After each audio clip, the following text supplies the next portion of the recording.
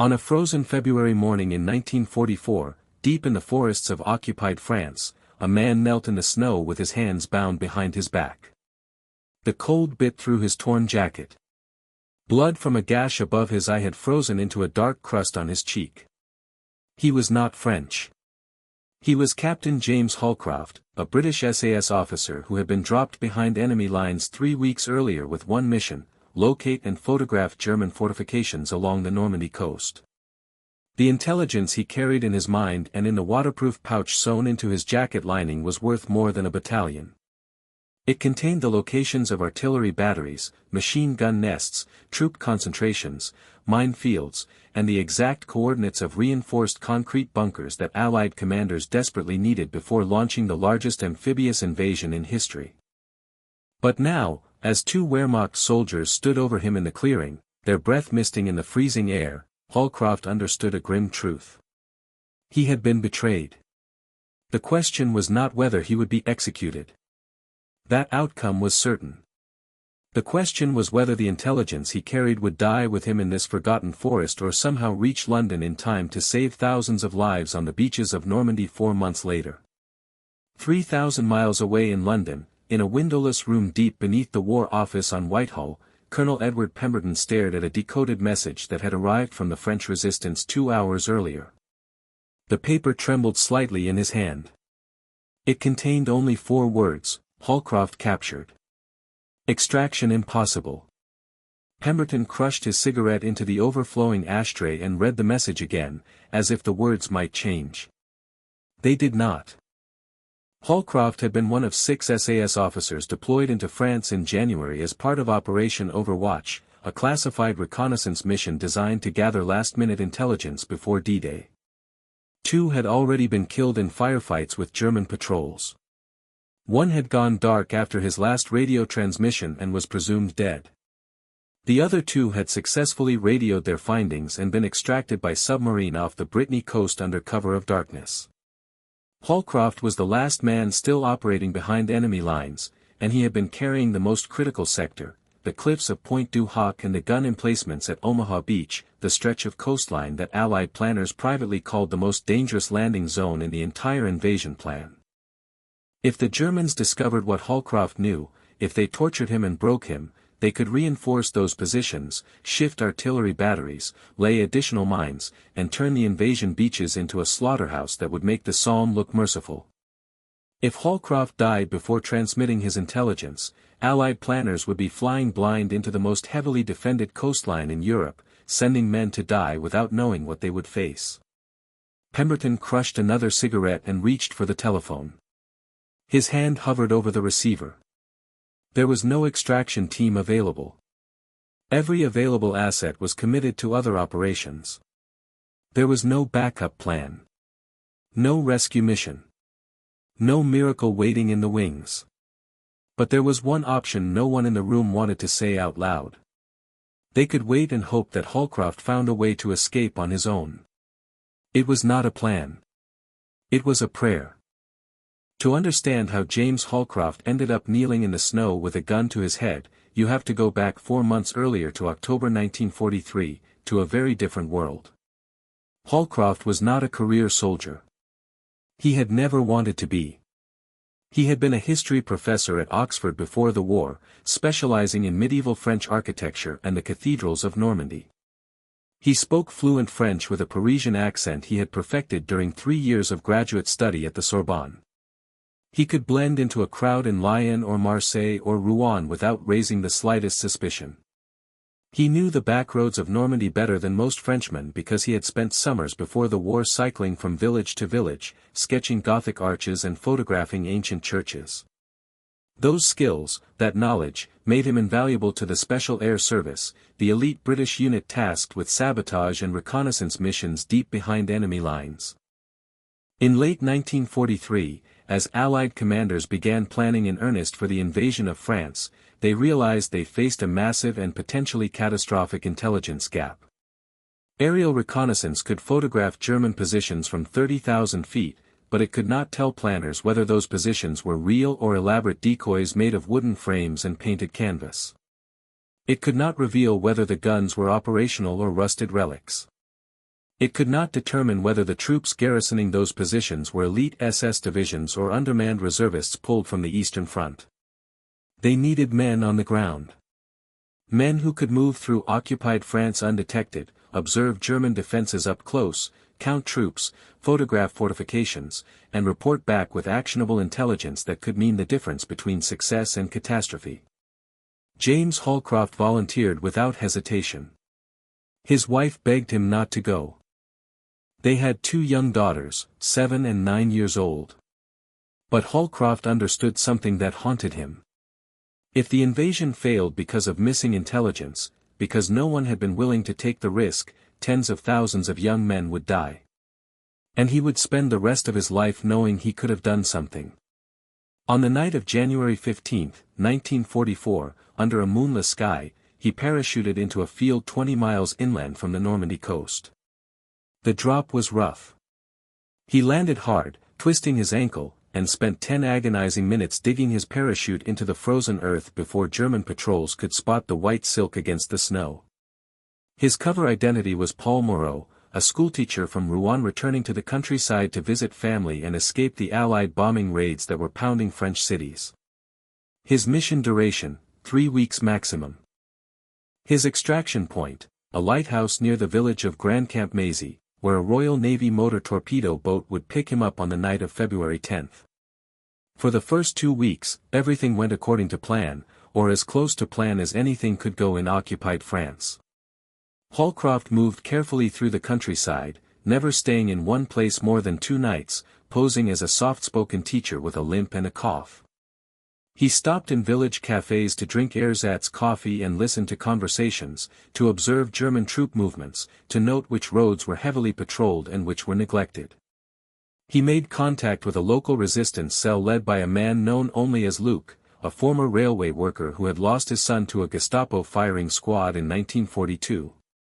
Luke was cautious, suspicious, and utterly fearless. Together, they conducted nighttime reconnaissance missions, moving through frozen fields and along the edges of forests, photographing gun emplacements with a miniature camera disguised as a cigarette case, sketching troop positions in a notebook hidden inside a hollowed-out copy of Victor Hugo's Les Miserables. By early February, Holcroft had compiled a devastating and precise picture of German defenses. The cliffs at Pointe du Hoc, rising 100 feet above the sea, were defended by 6 massive 155mm artillery guns capable of shelling both Utah and Omaha beaches simultaneously. The gun positions at Omaha were not the light fortifications Allied intelligence had hoped for. They were reinforced concrete bunkers with interlocking fields of fire from machine gun nests, mortar pits, and 88mm anti-tank guns that could tear landing craft apart before they reached the shore. And contrary to Allied assumptions, the German troops garrisoning the sector were not second-rate reservists or Ostruppen conscripts from occupied territories. They were elements of the 352nd Infantry Division, a battle-hardened unit recently transferred from the Eastern Front, veterans who had survived Stalingrad and knew how to kill efficiently. This was intelligence that could change the outcome of D-Day. This was intelligence worth dying for. But on February 8, 2 days before his scheduled extraction, everything went wrong. Holcroft was meeting Luke in a farmhouse outside the village of Vierville-sur-Mer, reviewing maps by candlelight, when the door exploded inward. German soldiers poured in, weapons raised, shouting commands in harsh, clipped German. Holcroft reached instinctively for the pistol hidden in his coat, but Luke grabbed his arm with iron strength and hissed in rapid French, "Don't. They'll kill everyone in the village. Every man, woman, and child. Don't." Holcroft froze. His hand hovered inches from the weapon. The lead German officer stepped through the doorway, brushing snow from his black SS uniform. He was tall, thin, with pale eyes that looked like chips of ice. His name was Hauptsturmführer Klaus Ritter, and he did not look surprised. He looked satisfied, like a man who had just won a bet. "Monsieur Moreau," he said slowly in perfect French, his eyes locked on Holcroft. "Or should I say, Captain Holcroft of the British Special Air Service." The betrayal was complete. Someone in the resistance network, someone who knew about the meeting, had sold him out. Perhaps for money. Perhaps under torture. Perhaps simply out of fear. It did not matter now. Holcroft was taken to a farmhouse 2 miles away that the SS had converted into a field interrogation center. The windows were boarded up. The cellar had been turned into cells. For 2 days, he was questioned. Ritter was methodical, patient, terrifyingly intelligent. He did not rely on torture alone, though there was plenty of that. He used isolation, sleep deprivation, cold, hunger, and psychological pressure, alternating between cold fury and false friendliness, between threats and promises. "We know you are SAS," Ritter said on the second day, sitting across from Holcroft in a bare room lit by a single bulb. "We know you have been photographing our defenses for weeks. We know you were scheduled for extraction 2 days ago. Tell us what you have reported to London, tell us what you have discovered, and this ends quickly. You will be treated as a prisoner of war. You will survive the war." Holcroft said nothing. His face was swollen. His ribs were bruised. But he said nothing. He knew that the moment he confirmed his mission, the moment he revealed what he had learned, the Germans would execute him and immediately reinforce the very positions he had been observing. They would move troops. They would lay more mines. They would turn Omaha Beach into an impenetrable killing zone. His silence was not heroism. It was cold calculation. Every hour he stayed silent was another hour that Allied intelligence might assume he had been compromised and adjust their plans accordingly. Every hour was another chance, however slim, that he might escape or be rescued. But by the third day, Ritter's patience was running out. Orders had come from higher command. The prisoner would be executed. On the morning of February 11th, Holcroft was dragged from his cell, his hands bound tightly behind his back with wire that cut into his wrists. He was marched into the forest half a mile from the farmhouse. That is where we began. Kneeling in the snow.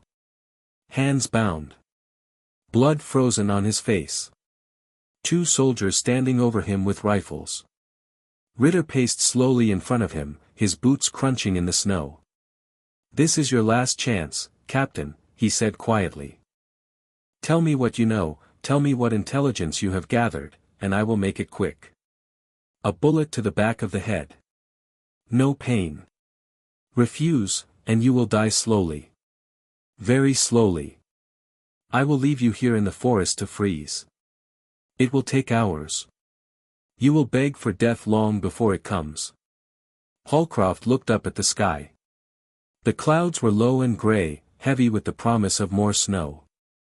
Somewhere far above, he thought, Allied bomber crews were warming up their engines for raids over Germany.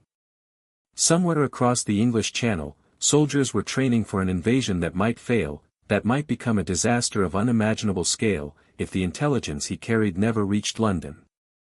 He thought of his wife. His daughters.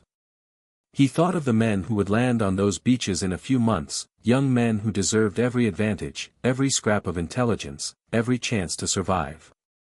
He made his decision. "I know nothing," he said in English, his voice steady despite the pain. "I am a schoolteacher. My name is Paul Moreau." Ritter sighed, a long, almost regretful sound. He nodded to one of the soldiers, who stepped forward and raised his rifle, aiming the muzzle at the back of Holcroft's head. Holcroft closed his eyes. He thought of his daughters laughing. And then the forest exploded. The gunfire came from 3 directions at once, a sudden eruption of violence that shattered the silence. The soldier aiming at Holcroft jerked backward, blood spraying from his chest, his rifle flying from his hands. Ritter dove behind a tree as bullets shredded the bark around him, splinters flying. The second soldier spun and fired blindly into the trees before a rifle shot from the left dropped him into the snow, his body twitching once before going still. Holcroft threw himself forward, rolling toward the nearest tree as chaos erupted around him, bullets whining through the air, men shouting in French and German.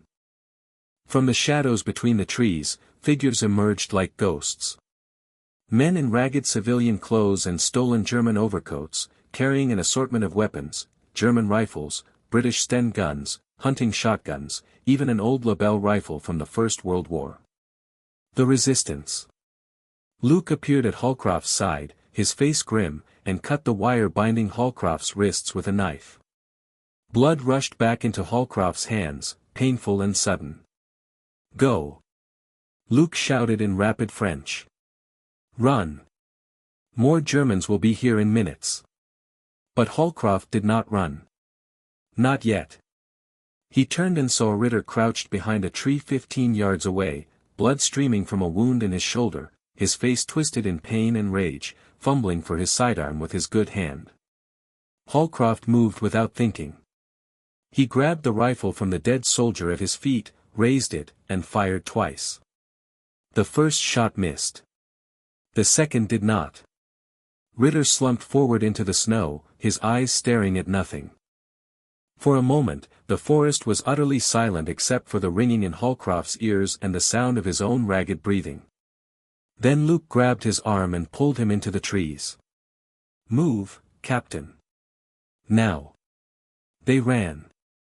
For 6 hours, Holcroft and the resistance fighters moved through the forest, circling back toward the coast, traveling in complete silence, communicating only with hand signals, avoiding roads and villages and anywhere German patrols might be searching. Holcroft's ankle throbbed. His ribs screamed with every breath. But he kept moving.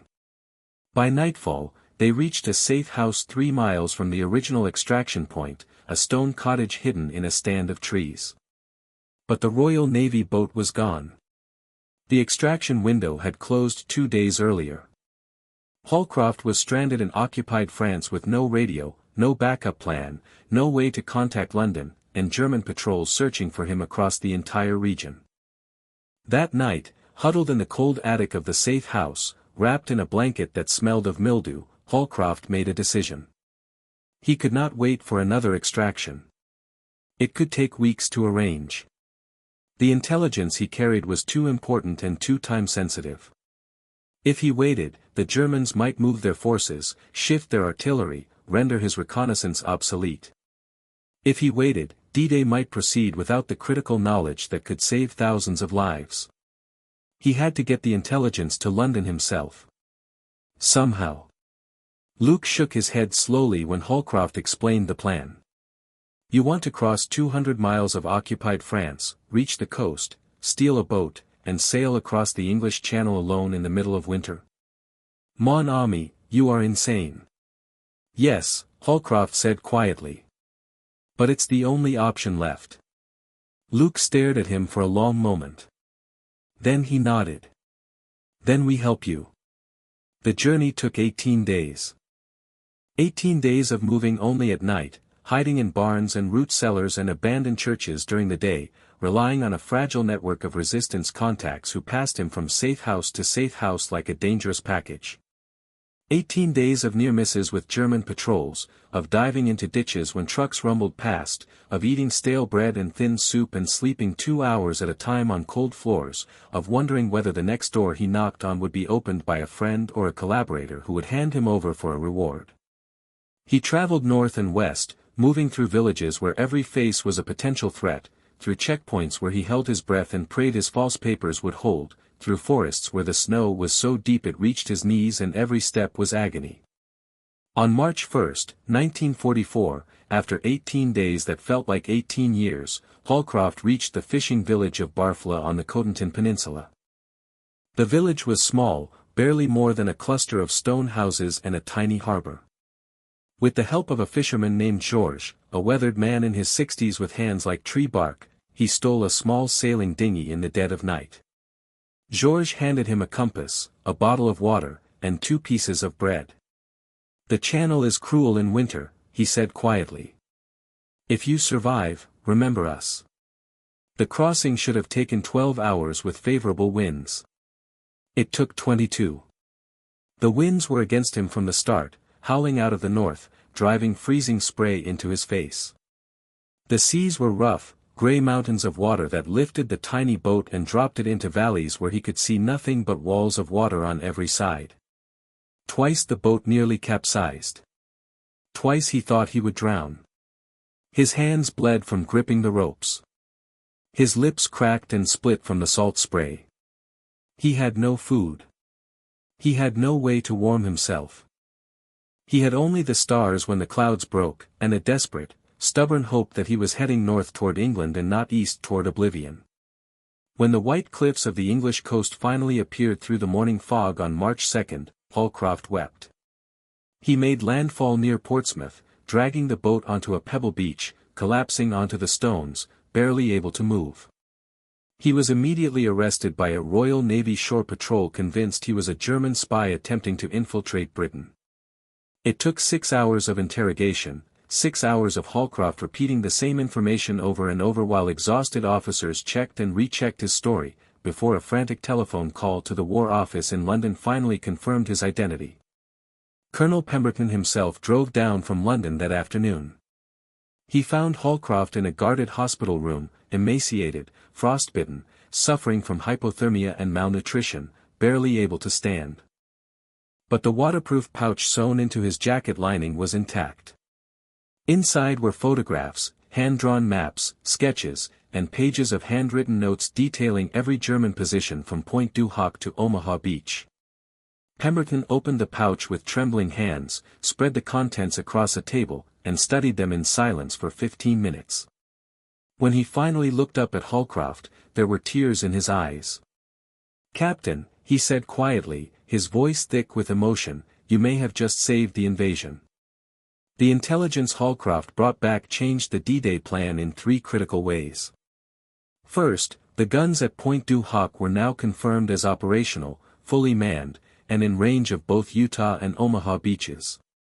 Allied commanders immediately assigned an entire Ranger Battalion, the 2nd Ranger Battalion under Lieutenant Colonel James Rutter, to scale the cliffs in a daring assault and destroy those guns before the main landing force came ashore.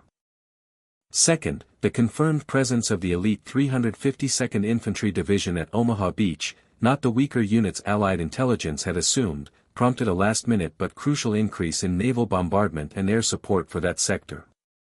Third, and perhaps most importantly, Holcroft's detailed maps of machine gun nest positions, mortar pits, and bunker locations allowed combat engineers to adjust their approach routes, prioritize demolition targets, and give squad leaders on the ground actionable intelligence that saved precious minutes under fire. On June 6, 1944, at dawn, 156,000 Allied soldiers stormed the beaches of Normandy in the largest amphibious invasion in human history. The casualties were horrific. On Omaha Beach alone, over 2,000 American soldiers were killed or wounded in the first brutal hours, cut down by machine gun fire as they struggled through the surf. But military historians who studied the battle for decades afterward concluded that without the intelligence Holcroft provided, those numbers would have been catastrophically worse. The Rangers who climbed the cliffs at Point du Hoc under withering fire destroyed the German guns before they could rain shells down on the landing craft. The increased naval bombardment at Omaha suppressed just enough of the German defenses to allow follow-on waves to break through the killing zone and push inland. And the combat engineers who knew exactly where the machine gun nests were located, who had studied Holcroft's maps and photographs, saved precious minutes that meant the difference between life and death for the men pinned down on the beach. James Holcroft did not participate in D-Day. He was still recovering in a military hospital in southern England when the invasion began, too weak to walk, his frostbitten fingers wrapped in bandages. But he listened to the radio broadcasts through the night, heard the reports of the landings, the coded messages, the grim casualty counts, and knew with absolute certainty that the intelligence he had risked everything to deliver had reached the right hands in time. After the war ended in 1945, Holcroft returned to Oxford and resumed his position as a professor. He never spoke publicly about his mission. He never wrote a memoir. He never sought recognition. The details remained classified for decades, buried in War Office archives. When the story finally emerged in the 1970s through declassified documents, military historians recognized it as one of the most extraordinary individual intelligence operations of the Second World War.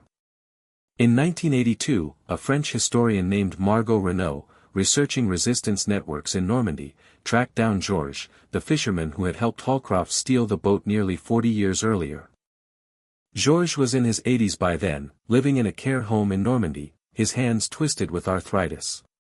When Renault asked why he had risked his life to help a British stranger, knowing the Germans would execute him if they discovered his role, Georges shrugged as if the question made no sense. He was trying to get home, he said simply, his voice quiet. We all were.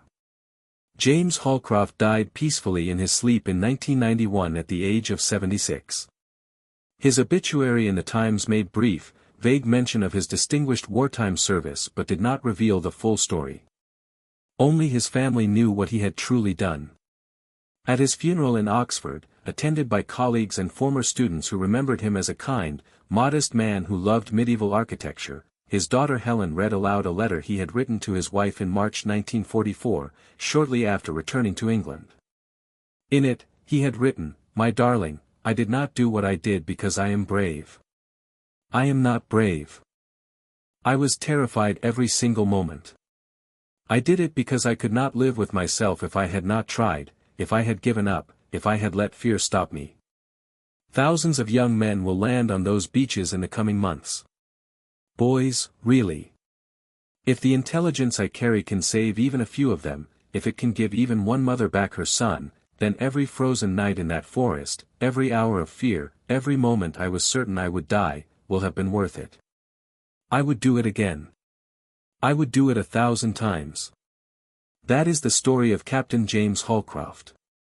A history professor who became a soldier. A man who was left behind, betrayed, captured, tortured, and sentenced to die in a frozen forest. A man who refused to give up, who fought his way across 200 miles of occupied France, who stole a boat and sailed alone across one of the most dangerous stretches of water in the world in the middle of winter, because he understood that the intelligence he carried was more valuable than his own life. The soldiers who stormed Omaha Beach on D-Day, the young men who ran through the surf into withering machine gun fire, never knew his name. They never knew that a quiet professor from Oxford had knelt in the snow with a gun to his head and refused to break. But some of them, perhaps hundreds of them, owed their lives to the man who looked his executioner in the eye and said with absolute conviction, "I know nothing. I am a schoolteacher."